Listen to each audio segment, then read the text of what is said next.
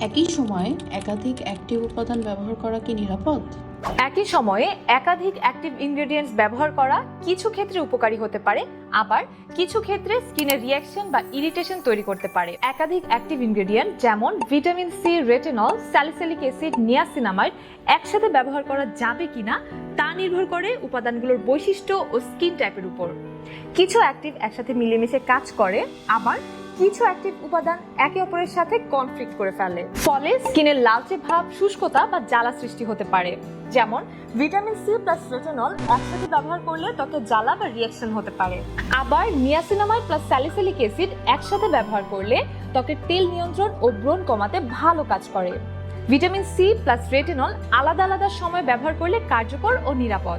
এইচএ অথবা BHA plus retinol একসাথে রাতের বেলা ইউজ করলে ত্বকে অতিরিক্ত এক্সফোলিয়েশন হয়ে যেতে পারে। তাই নিরাপদ থাকতে চাইলে সকালের রুটিনে মাইল্ড অ্যাক্টিভ ইনগ্রেডিয়েন্টস যেমন ভিটামিন সি, আর রাতের রুটিনে শক্তিশালী অ্যাক্টিভ ইনগ্রেডিয়েন্ট যেমন রেটিনল বা এইচএ বিএইচএ রাখতে পারেন। একই সময়ে দুটি শক্তিশালী অ্যাক্টিভ ইনগ্রেডিয়েন্ট একসাথে না ইউজ করাই ভালো। এখন একটি ছোট টিপস দিচ্ছি, যদি আপনি একাধিক অ্যাক্টিভ ইনগ্রেডিয়েন্ট একসাথে ব্যবহার করতে চান তবে একদিন পর পর ব্যবহার করুন বা এম অথবা পিএম রুটিন ভাগ করে নিন।